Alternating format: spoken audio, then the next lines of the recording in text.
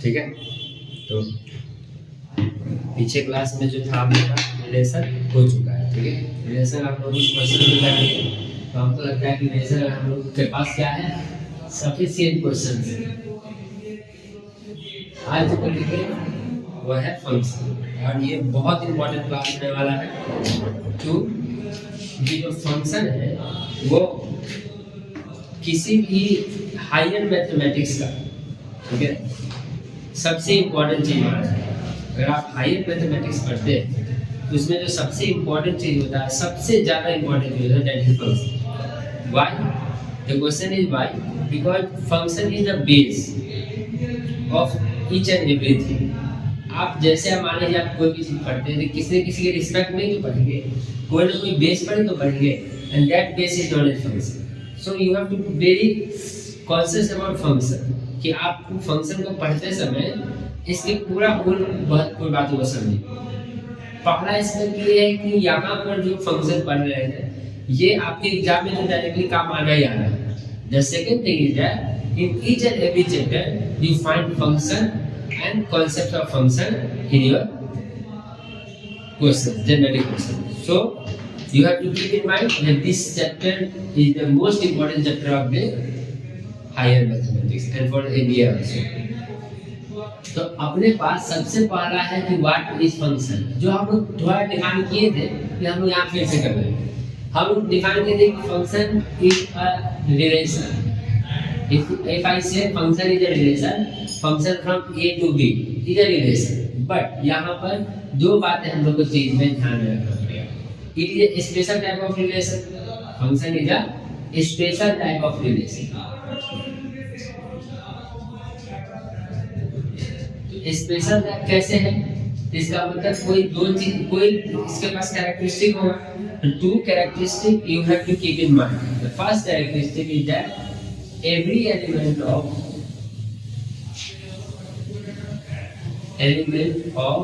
set A has image। मतलब image का मतलब है कनेक्शन विद बी। यहाँ A से B के बीच में, तो A के पास का जितना भी एलिमेंट है उसका कनेक्शन क्या होना चाहिए? B के साथ होना ही चाहिए।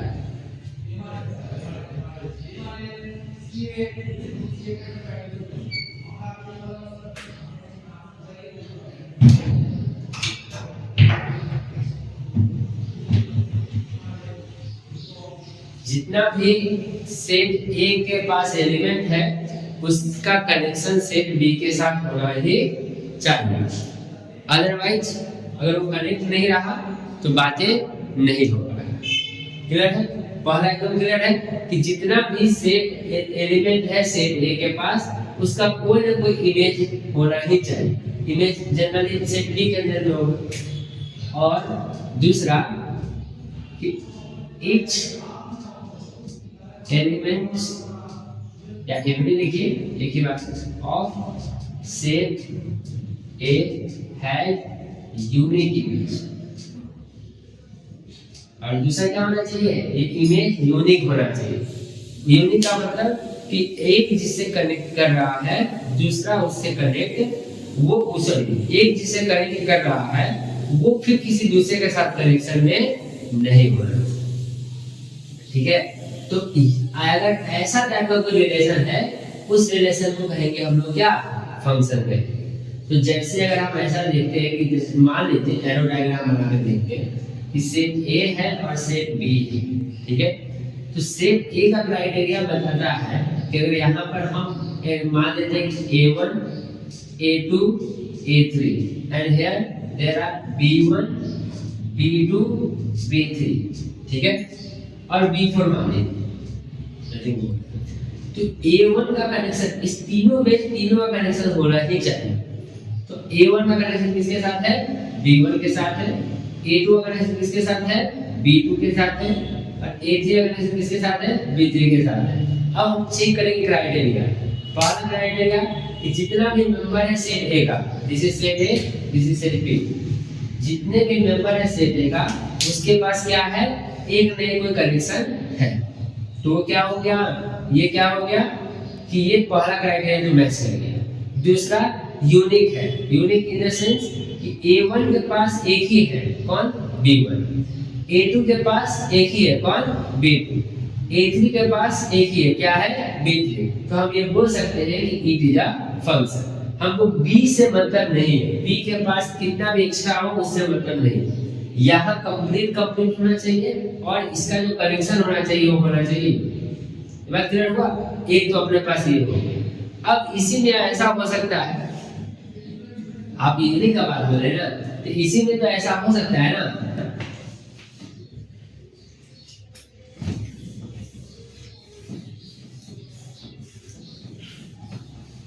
इसी में अगर हम ऐसा लिखें A1 A2 A3 B1 B2 B3, ठीक है।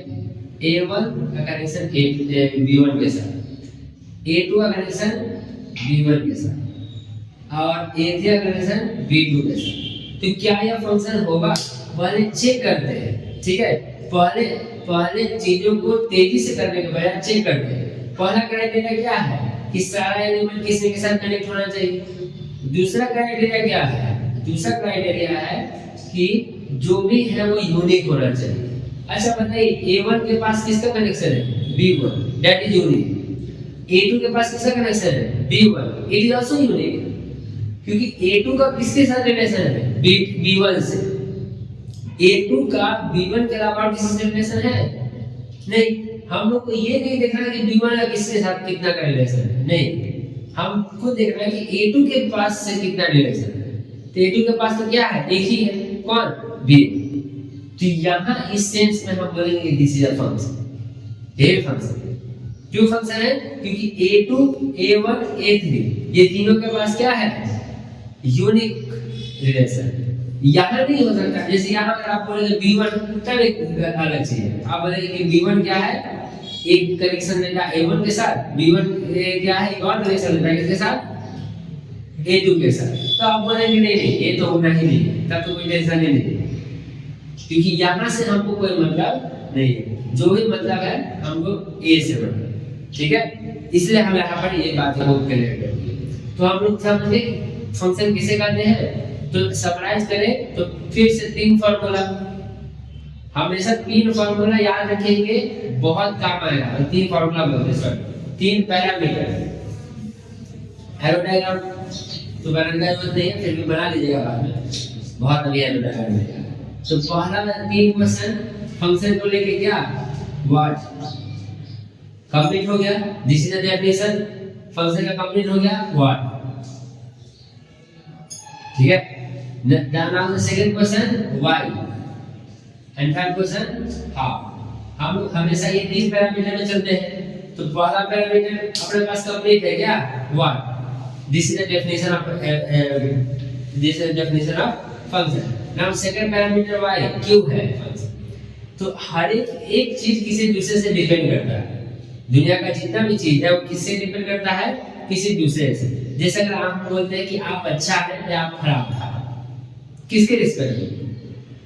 समाज के रिस्पेक्ट में ना, इस समाज के लिए ना, कि क्या आप जो है मार्स के लिए भी अच्छे या खराब है, यूनिवर्स के लिए अच्छे खराब है, ये किस पर डिपेंड करता है? ये हमारे सोशल स्ट्रक्चर पर डिपेंड करता है कि अगर हम सोशल स्ट्रक्चर के लिए काम कर रहे हैं, इस समाज के हिसाब से चल रहे हैं, तो हम अच्छे हैं, नहीं चल रहे हैं तो हम गड़बड़ हैं। जैसे दैट फॉर एग्जांपल कि अगर आप मान लें चूंकि आप एनडीए में जा रहे हैं, तो मान लेते हैं कि आप एनडीए का एक ऑफिसर हैं और आप जो है कुछ एक रूल्स एंड रेगुलेशन बनाए या कुछ एक मिशन किए जिसमें कि नेक्स्ट वाले किसी का डिस्ट्रक्शन हो, ठीक है।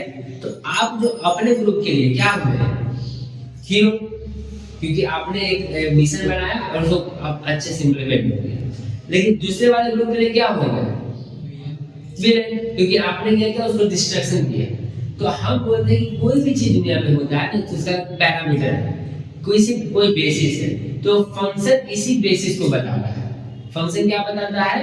किसी बेसिस को बताता है। तो फंक्शन क्या करता है? डिपेंडेंट करता है चीजों, क्या करता है?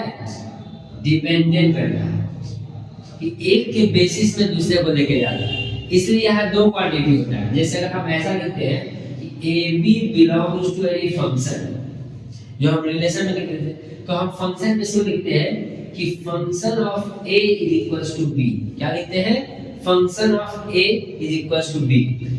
इस ए को बोलते हैं डोमेन एलिमेंट और बी को बोलते हैं इमेज। क्या बोलते हैं? इमेज ऑफ ए का इमेज। ठीक है, तो यहीं पर से एक छोटा सा कॉन्सेप्ट निकल के आता है, इट इज इंडिपेंडेंट वेरिएबल। हम लोग क्लास छोटा में पढ़ते थे। क्या ये क्या है? Independent variable. मतलब यहाँ आप कोई भी वैल्यू पुट कर सकते हैं according to your domain, but इसके रिस्पेक्ट में कौन वैल्यू आएगा? बी का वैल्यू आएगा। तो B is a dependent variable. क्या हो जाएगा? बी क्या हो जाएगा? डिपेंडेंट वेरिएबल हो जाएगा। क्यों डिपेंडेंट वेरिएबल हो जाएगा? Because B is always depend on A. Whatever the value of a, b is modified with a। समझ गए? तो यहाँ से कॉन्सेप्ट निकल गया था। तो अब ये चीज करने से क्या हुआ? ये चीज करने से कि दुनिया का किसी भी चीज को मेजर करने के लिए हमें क्या करना पड़ेगा? यही मेजर करना पड़ेगा। ऐसे वेलोसिटी मेजर करना है क्या? किसके रिस्पेक्ट में? टाइम के रिस्पेक्ट में। तो velocity is a function of time. Speed measurement करना है किसके रिस्पेक्ट में? टाइम के रिस्पेक्ट में। Speed is a function of time. Acceleration measure करना है किसके रिस्पेक्ट में? टाइम के रिस्पेक्ट में। Acceleration is a measure of function of time. आपका इकोनॉमिक मतलब आपका मॉनेटरी वैल्यू इंक्रीज करना है, जैसे जीडीपी वगैरह आपको मेजर करना है किसके रिस्पेक्ट में? टाइम। तो क्या करें? Monetary value is function of time. ठीक है, तो जिस भी चीज के रिस्पेक्ट में करेंगे बात क्लियर हो रहा है। तो it is basically used for measurement, because measurement every measurement is dependent on any quantity, so we can say that it is used in measurement basically. लेकिन इसका कारण क्या पता चला कि डिपेंडेंट बताता है, डिपेंडेंट करता है किसी के रिस्पेक्ट में किसी चीज को बताता है। और हाउ में हम लोग अब चीजों को स्टार्ट करेंगे कि किस तरह से हम फंक्शन को क्या करें पढ़ना शुरुआत करें। बात क्लियर हुआ? चलिए इस पार्ट को लिखते हैं। इस पार्ट को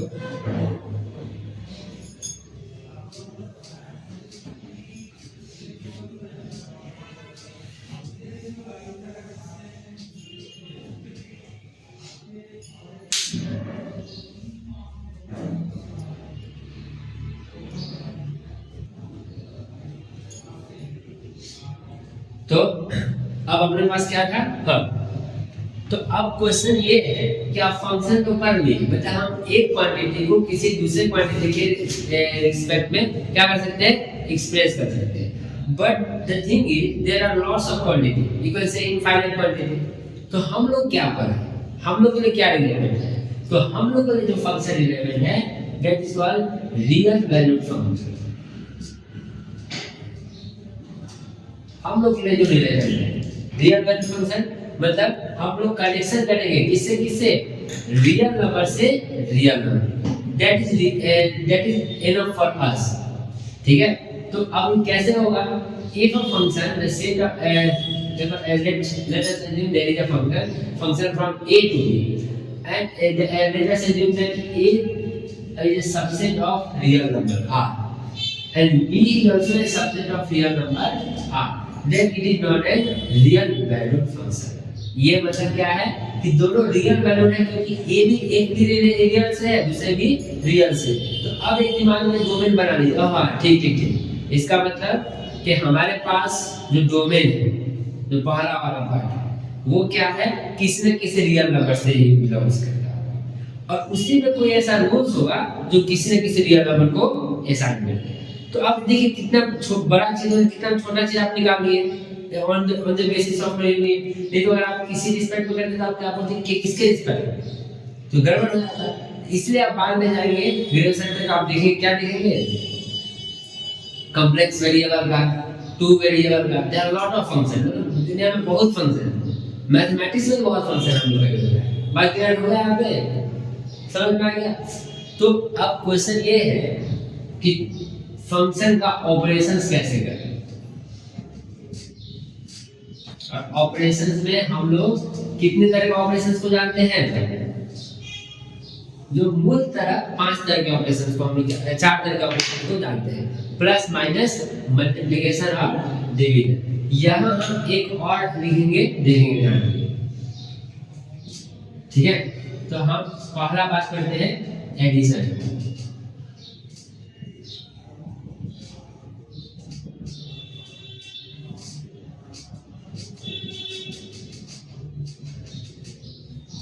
ठीक है, ये 4 ऑपरेशन हम सभी में करते हैं। क्या फंक्शन में भी कर सकते हैं? तो हम मान लेते हैं कि 2 फंक्शन है, एक फंक्शन a to b जो रियल टू रियल है, ठीक है, और दूसरा फंक्शन भी, ठीक है, a to b है। क्योंकि a से b का कनेक्शन सेम कनेक्शन होता है, प्लस माइनस कर सकते हैं, अदरवाइज प्रॉब्लम क्रिएट हो जाएगा। अब इस दोनों फंक्शन को ऐड करना है, ठीक है, फंक्शन a और फंक्शन b को क्या करना है? ऐड करना है। तो हम इसको ऐसे लिखते हैं, देखिएगा, f plus g ऐड में क्या लिखते हैं? f plus g फ्रॉम कहां से कहां तक? a से b तक। f plus g कहां से कहां तक? a से g तक। ये फंक्शन का नाम पड़ गया। तो ये होगा कैसे? इसका लिखने का तरीका है, देखिएगा, f plus g of x is equal to f of x plus g of x. It seems difficult because of the technical word, but very simple. अब हम एग्जांपल बनाते हैं। जैसे f में आप क्या लिखते थे? इसका एलिमेंट क्या होता था? f of x is equal to y or something, ठीक है, या कुछ भी जो भी उसका आंसर आएगा। यहाँ लिखते थे g of x is equal to y2 something, ऐसा लिखते थे। लेकिन यहाँ f plus g है, तो यहाँ भी क्या करना पड़ेगा? f plus g of x। तो ये किससे किससे मिलकर बना है? f और x से, तो हम इसको क्या बोलेंगे? f of x plus g of x। अब हम सबको एग्जांपल देते हैं कि अपने पास 2 फंक्शन है जिसका रूल है, हम लोग डायरेक्ट रूल लिखते हैं कि f of x is equal to x plus 2, this is a rule, this is also a function. आप 1 पुट किए, आंसर क्या आ गया? 3, 2 पुट किए, आंसर क्या आ गया? 4, this is a function. And g is a function g of x is equal to x plus 3 है। अब आपको दोनों का ऐड करना है, तो आंसर क्या होगा? f plus g of x is equal to क्या आ जाएगा? f of x क्या था? x plus 2 और f of g of x क्या है? बस हो गया। तो बस दोनों का एलिमेंट सबको ऐड करते जाएंगे, जितने एलिमेंट ऐड होते चलाएगा उतना रिलेशन बनते चलाएगा। This is called the addition और मल्टीप्लिकेशन, ठीक है। अब हम सब्ट्रैक्शन और मल्टीप्लिकेशन को डायरेक्ट बिना एग्जांपल के आगे लेके जाएं, क्योंकि ये तो अब इसी तरह से होगा। तो अब हम एज सब्ट्रैक्शन में क्या करेंगे? f minus g from a to b क्या होगा? f minus g of x is equal to क्या हो जाएगा? fx minus g। फिर से मल्टीप्लिकेशन में देखिएगा, एक चीज देखिएगा, मल्टीप्लिकेशन में हम 2 टाइप कर लेते हैं। एक तो हमारा जो नॉर्मल मल्टीप्लिकेशन है, क्या? f g of x, f g of x क्या हो जाएगा? f of x times g of x। लेकिन एक ऐसा भी हो सकता है कि एक फंक्शन में मल्टीप्लाई कोई कांस्टेंट से होगा, ऐसा भी लिख सकते हैं कि k multiply by that function.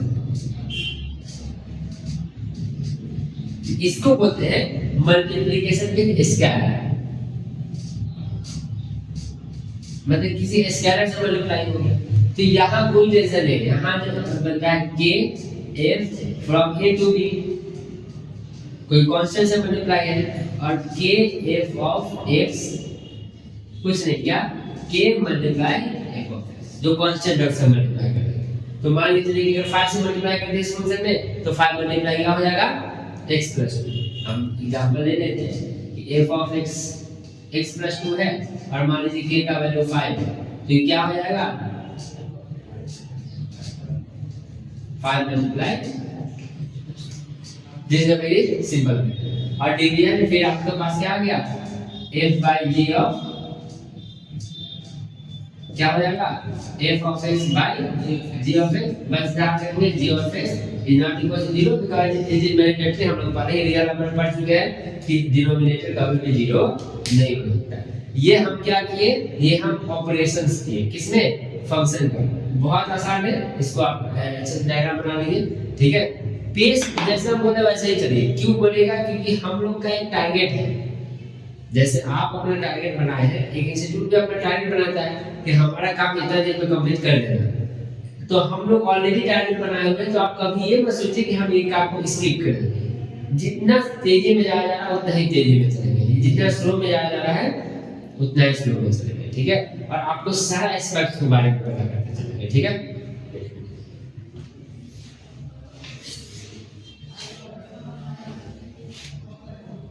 उनका बस एक कोड मिस हो गया था। कोई बात नहीं। देखिए, टाइप्स ऑफ फंक्शन। अब हम देखेंगे कि टोटल दुनिया में फंक्शन कितना तरह का होता है। हम लोग के लेवल के हिसाब से देखेंगे कि जो फंक्शन जो है कितने तरह के फंक्शन टोटल देखे जाते हैं, ठीक है। तो देखिएगा, सिंपल सा लॉजिक है, टोटल मिला के जनरली 4 फंक्शन होता है। हम लोग देखिए अच्छे से करते हैं। सबसे पहला जो फंक्शन होता है यह आता है वन फंक्शन, जिसको हम लोग एक और नाम से जानते हैं इंजेक्टिव, ठीक है। वन फंक्शन होता है जिसको हम एक नाम से जानते हैं इंजेक्टिव। अब क्वेश्चन ये कि है क्या इंजेक्टिव, हम लोग चर्चा करेंगे सब एक एक करके चर्चा करेंगे। दूसरा फंक्शन जो होता है मैन्युअल फंक्शन।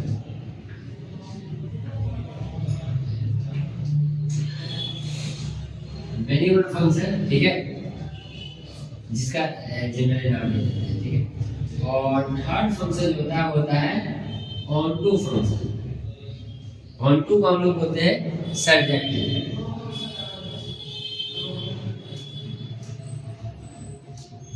और चौथा जो फंक्शन है वो है इनटू फंक्शन। थोड़ा सा ध्यान से समझिएगा तो ज्यादा मजा आएगा। एक काम कीजिए, थोड़ा सा सीक्वेंस को चेंज करिए तब बेहतर समझ में आएगा।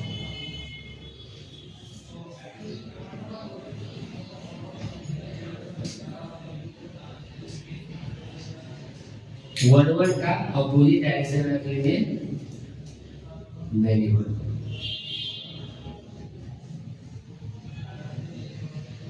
और ऑनटू का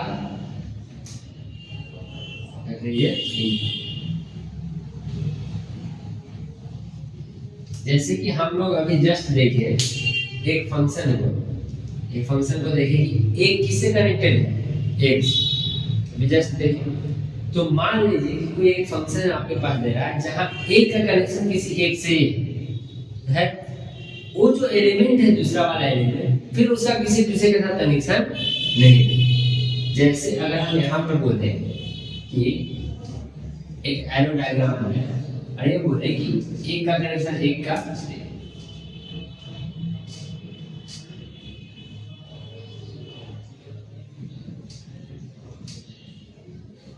ठीक है। ये एक का जो कनेक्शन है वो किसी एक के साथ है। A1 का कनेक्शन किसके साथ, B1। A2 का कनेक्शन किसके साथ, B2। फिर B1 का किसी दूसरे के साथ नहीं है, B1 का किसी दूसरे के साथ है नहीं है, क्योंकि एक का किसी का जो कनेक्शन है B1 फिर किसी से कनेक्टेड नहीं। B1 is the only connected, B1 has only connection with A1। तो ऐसा जो फंक्शन हम लोग कहेंगे उस फंक्शन क्या कहेंगे, वन। मतलब इधर तो वन तो था ही, क्योंकि इधर तो हर एक वन से होगा, इधर तो टू होगा तो फंक्शन ही खत्म होगा। लेकिन अगला वाला भी जो है वो भी किससे कनेक्टेड है, वन से, क्योंकि देखिए B1 भी कनेक्टेड किससे है, वन से। नाउ जब आप इसमें देखेंगे मैन्युअल में देखेंगे तो इधर वाला जो क्या है, ये जो वन है ये वन मैनी से कनेक्टेड है, ठीक है। आप उस समय जो हम लोग देखे थे उस वाला को कहेंगे।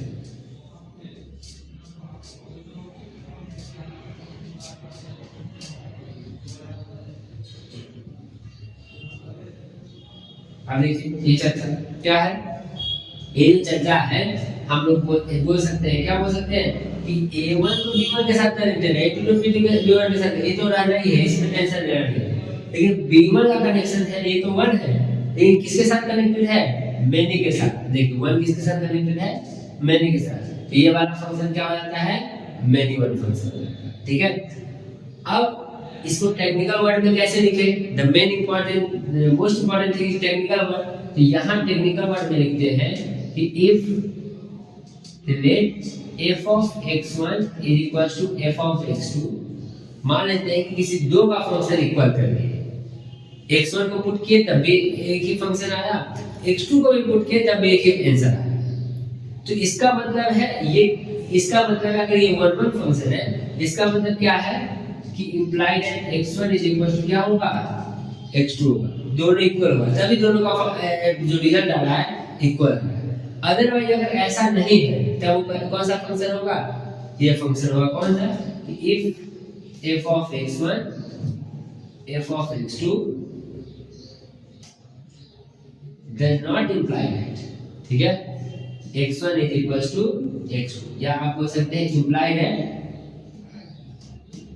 x1 is not equals to x2, तब जाके इसका मतलब देखिए दो फंक्शन का एक ही रिजल्ट आ रहा है, f of x1 क्या रिजल्ट है, f of x2 क्या रिजल्ट है, दो फंक्शन का एक ही रिजल्ट आ रहा है, और दो फंक्शन का एक ही रिजल्ट आ रहा है, इसका मतलब ये वाला फंक्शन देखिए b1 किससे अटैच हो गया, f of a1 करेंगे तो b1 आता है, f of a2 करेंगे तो b2 आता है, ये इस केस में, लेकिन इस केस में ऐसा नहीं होगा, ठीक है। अब दो फंक्शन ऐसा इमेजिन कीजिए कि अभी हम लोग देखेंगे कि इधर का जो भी एलिमेंट है, जो डोमेन का पार्ट हम लोग बोलते हैं, उसमें सब एलिमेंट क्या होना चाहिए, बुक्ड होना चाहिए, ठीक है। लेकिन ऐसा कोई स्टेटमेंट है कि कोडोमेन, ये पार्ट को क्या बोलते हैं हम लोग, कोडोमेन, कि कोडोमेन का जितना भी एलिमेंट है बुक हो, ऐसा कोई पैटर्न नहीं है।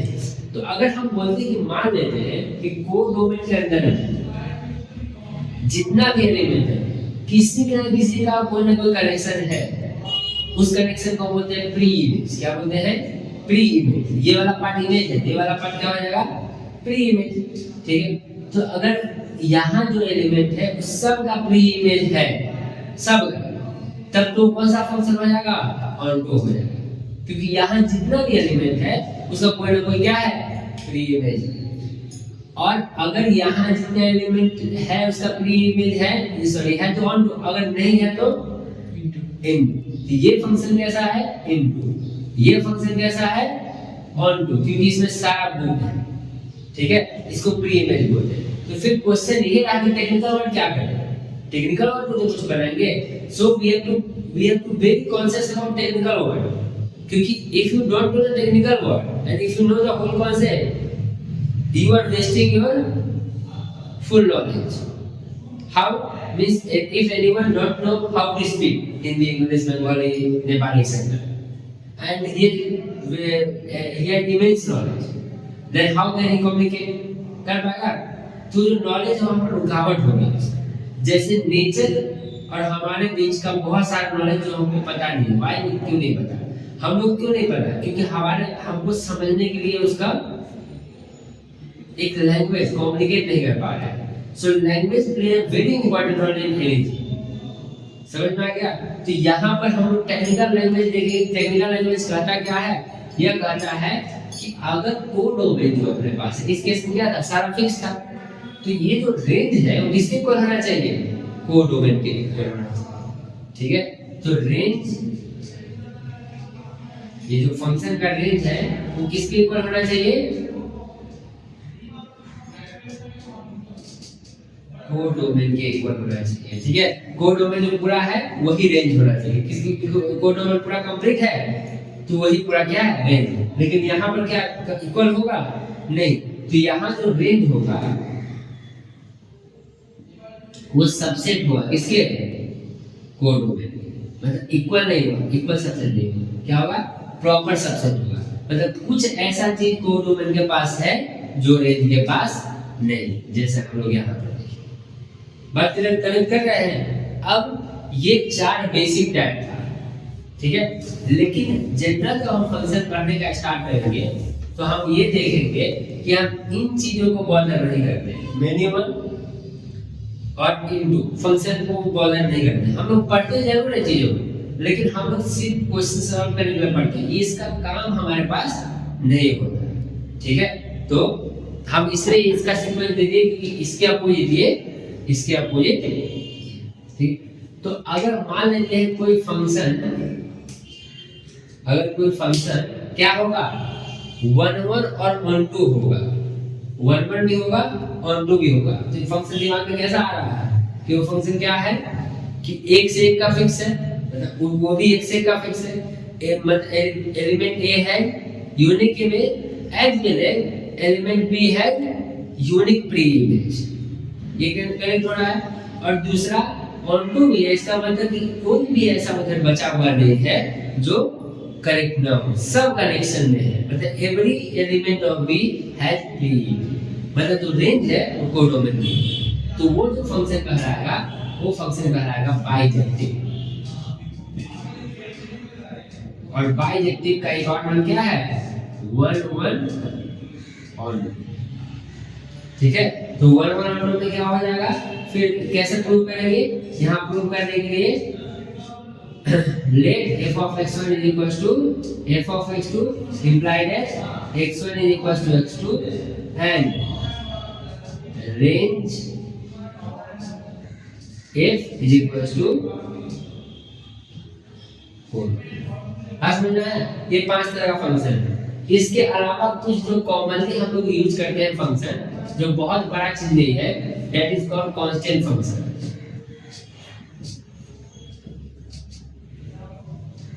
मतलब मान ले f of x equal to c, जो भी वैल्यू पुट करेंगे आंसर सेम आ रहा है c, तो क्या हो जाएगा, कांस्टेंट फंक्शन हो जाएगा। कैसा रहेगा, कैसा दिखेगा, ये दिखेगा इस तरह। कोई भी एलिमेंट डालिए, एक c पार्ट है, ठीक है, सब कॉम्बिनेशन किसके साथ, c के साथ, ठीक है। इसके बाद जो फंक्शन होगा वो होगा आइडेंटिटी फंक्शन। मतलब एक x का 1 का वैल्यू डालेंगे तो 1, 2 का वैल्यू डालेंगे 2, बट आइडेंटिटी मतलब जो वैल्यू डालेंगे वही होगा, ठीक है। f of x is equals to x, जो वैल्यू पुट करेंगे वही आंसर आ जाएगा। तो इस फंक्शन, ये फंक्शन कैसा दिखता है, जो वैल्यू पुट किए वो आ गया। आइडेंटिटी फंक्शन इनमें से सभी हो सकता है, कोई टेंशन नहीं है, ठीक है। 8वां नंबर क्या हो गया, इक्वल फंक्शन। इक्वल फंक्शन हम लोग सब जानते हैं क्या, कि फंक्शन का सब इक्वल हो, सब चीज इक्वल।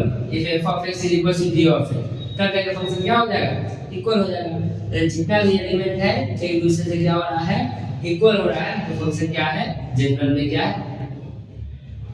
तो अब इसी के सामने में छोटा छोटा फिगर बना लीजिए, ठीक है। 1 1 का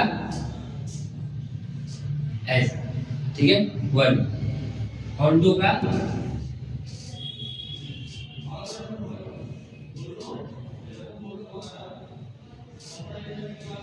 ठीक है। इसमें ऐसा कर लीजिए जिससे कि पता रहे कि सारा फंक्शन क्या है, इक्वल है, ठीक है। ये रेंज भी है और ये कोड है। मैन्युअल में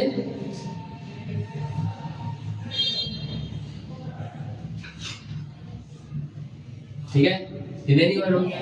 और इनटू में कोई एक्स्ट्रा एलिमेंट डाल दीजिए, ठीक है। ये छोटा छोटा डायग्राम बना लिया, तो ये तो समझ में आ गया।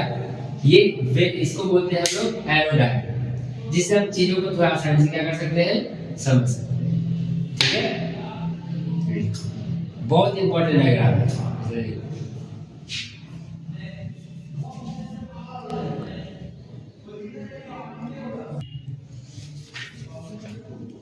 तो अब हम लोग देखते हैं दो फंक्शन, कंपोजिशन ऑफ फंक्शन, मतलब फंक्शन का दो इंपॉर्टेंट पार्ट देखते हैं। एक कंपोजिशन और एक इनवर्टिबल फंक्शन।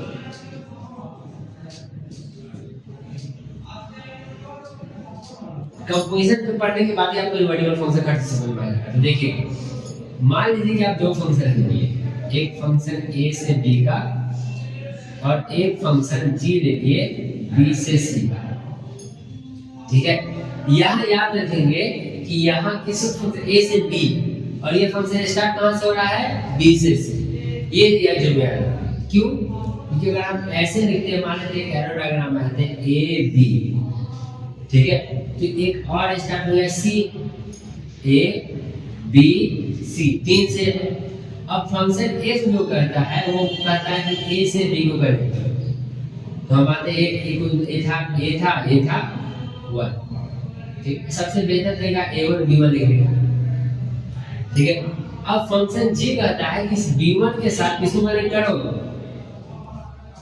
ठीक है, तो यहाँ देखेंगे कि जब भी कोई दो फंक्शन, लेकिन इसमें क्राइटेरिया क्या है, criteria is the range of first function is subset of the range of sorry domain of second function. ये क्राइटेरिया इंपॉर्टेंट है। ठीक है, क्राइटेरिया, अदरवाइज यहाँ पर नहीं होगा कि रेंज ऑफ f इस सबसेट ऑफ, इक्वल नहीं भी हो तो सबसेट हो, सब होना चाहिए सबसेट ऑफ क्या, डोमेन ऑफ जी, तब जाके कंपोजिशन काम करेगा, अदरवाइज कंपोजिशन काम नहीं करेगा। तब क्या कर सकते हैं, तब एक फंक्शन बना सकते हैं। कौन सा फंक्शन, जो डायरेक्ट a1 से कहां चला गया है, c1 की तरफ, और इस फंक्शन को बोलते हैं हम कंपोजिशन। लेकिन लिखने का होता है इसका ऐसे GOF, इसको बोलते हैं जी कंपोजिशन f। ठीक है, और यहाँ जो है कंपोजिशन का साइन देता है जी कंपोजिशन f, इसका मतलब है g of f of x।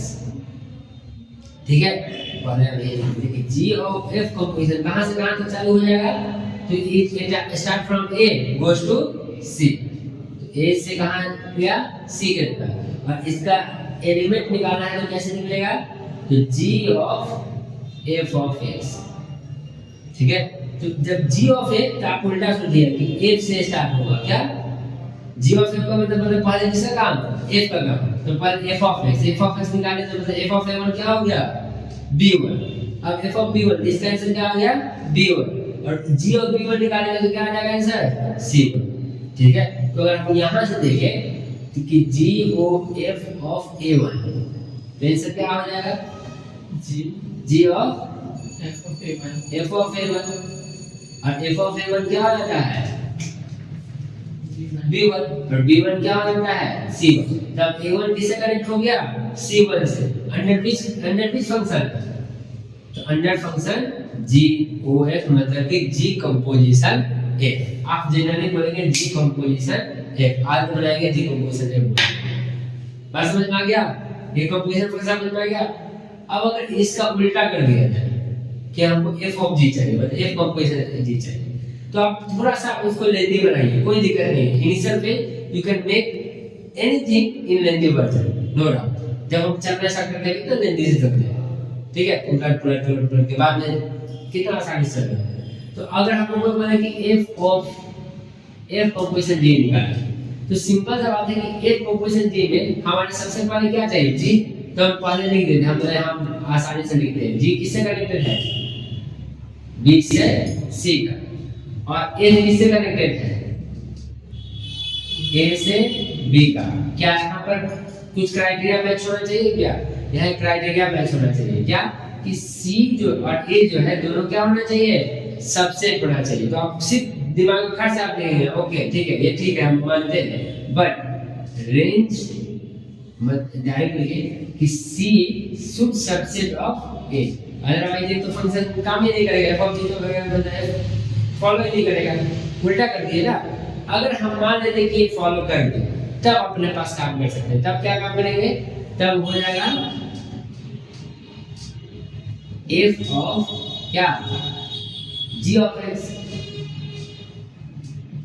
ठीक है, तब एक ये वाला फंक्शन अपने पास आ गया कि पहले g ऑफ x करेंगे, तो g ऑफ x, अब सॉरी इससे पहले एक और लाइन लिखा था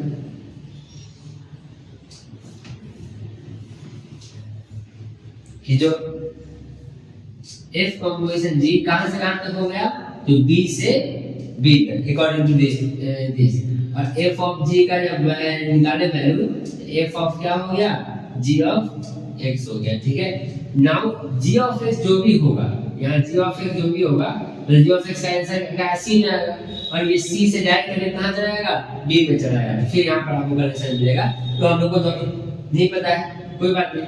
तो इसका जो फंक्शन बनेगा कैसा बनेगा, तो यहाँ पर देखिए ये कौन सा बना, b। ठीक है, b से किसका कनेक्शन, c, और c से किसका कनेक्शन, c से किसका कनेक्शन है, देखिएगा यहाँ पर c से किसका कनेक्शन है, a। अब आप बोलेंगे a क्यों यहाँ पर रखे, a कैसे रखेंगे, यहाँ क्या रखना पड़ेगा, बी। क्यों? क्योंकि सी जो है सबसेट है ए का, मतलब सी में ए में जो भी है सी में है, तो ये दोनों इक्वल होगा। लेकिन इसका कनेक्शन किससे बन रहा है? बी से। तो पहले बी का कनेक्शन किससे आया? सी से आया। तो ये सी ही तो ए है, ठीक है, सी ही तो ए है। तो सी के पास क्या रख दिए? जो अपने पास वैल्यू है, एक चीज मिसमैच करते हैं क्या,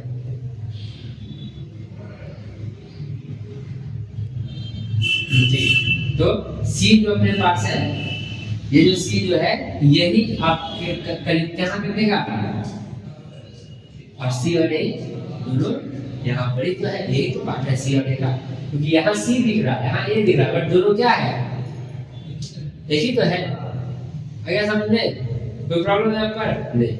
अब इसी प्रॉब्लम इसी से आगे निकलते हैं, प्रॉपर फंक्शन की तरफ देखते हैं। ऐसा फंक्शन जो function from A to B, function A से बी का, और इसी फंक्शन को एक और फंक्शन लेते हैं, function from B to A, function G from B से ए। तब यहाँ क्या बनेगा? फिर ए बी और फिर क्या हो जाएगा? ये हो जाएगा। अब अगर हम यहाँ पर चीजों को देखें तो अब क्या बनेगा? थोड़ा सा ध्यान दीजिएगा। यहाँ से इसका कनेक्शन होगा, यहाँ से इसका कनेक्शन होगा। तो मान लेते हैं जैसे एक का कनेक्शन होगा, A1 कनेक्शन किसके साथ हुआ? B1 के साथ। और मान लेते हैं B1 का फिर से कनेक्ट हो गया A1 के साथ। तो ये उल्टा थोड़ा दिख रहा है क्या? ये वाला चीज उल्टा दिख रहा है, इसकी उल्टा दिख रहा है। अगर इसको उल्टा कर देते तो ये होता।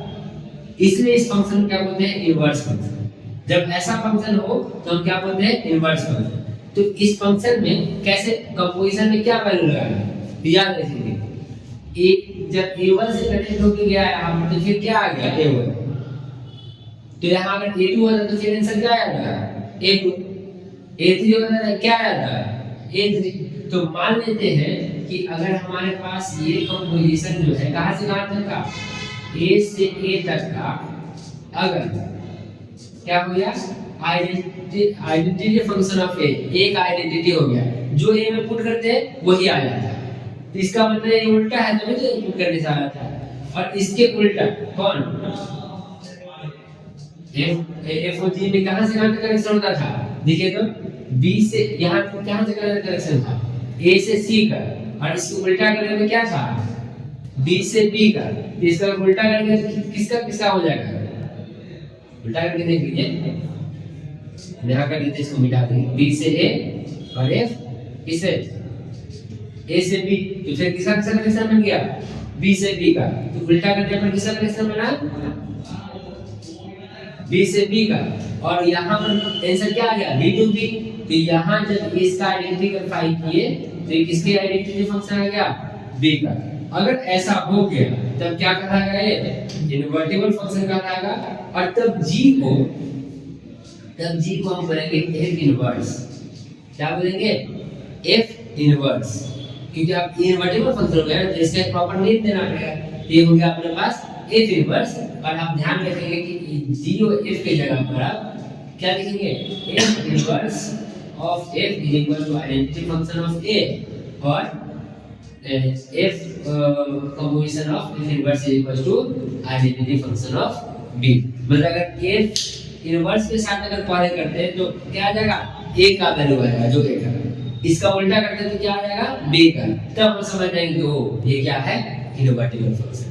These are the function and there are 4-5 theorem that we will study on the function। ये लिख लीजिए, ठीक है। इस मतलब लिखने मतलब कि इसका फोटो लीजिए, पेस्ट को हम लिख दिए। और इसके बाद क्या करेंगे? हम 4 थ्योरम बताकर 1-2 क्वेश्चन समय है तो हम कनेक्ट करवा देंगे क्वेश्चन।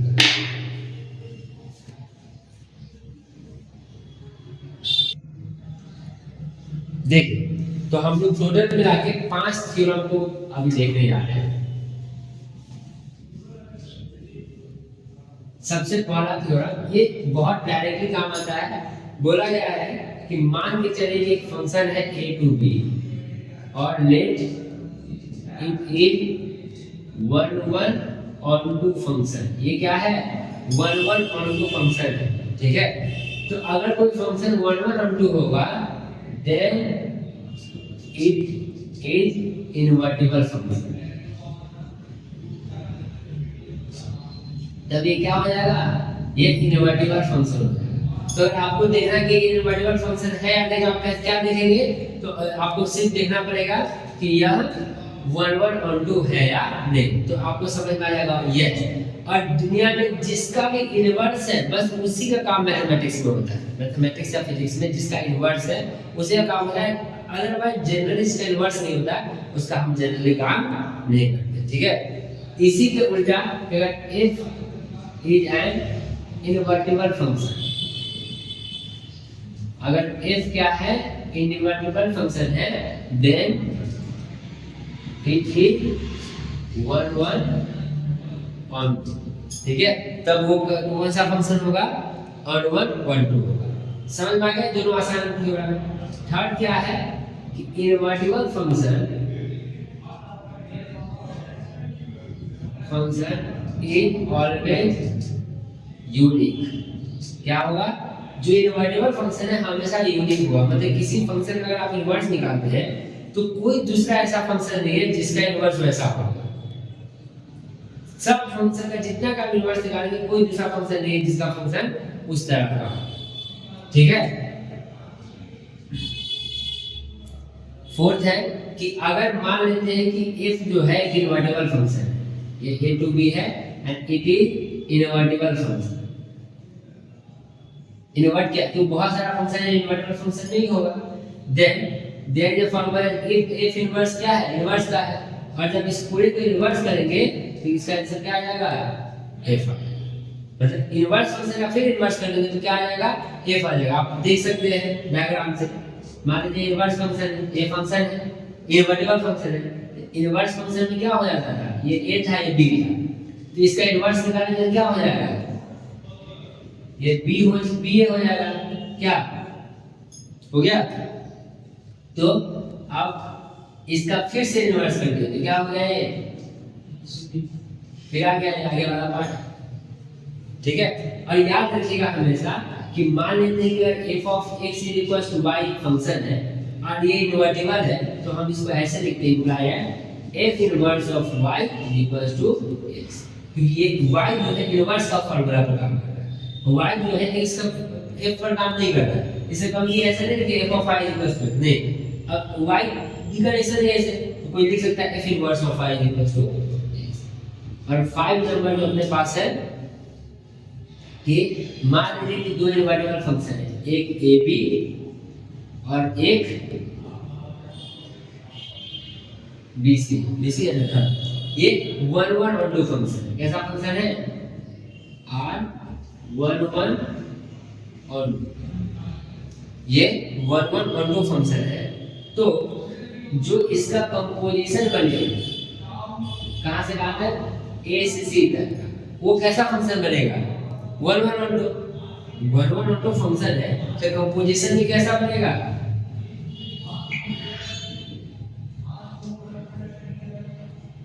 कंपोजिशन कैसा बना, 1 1 और 2 बना, और 1 1 और 2 है तो ये क्या इनवर्टिबल फंक्शन है, सिंपल सा बात है।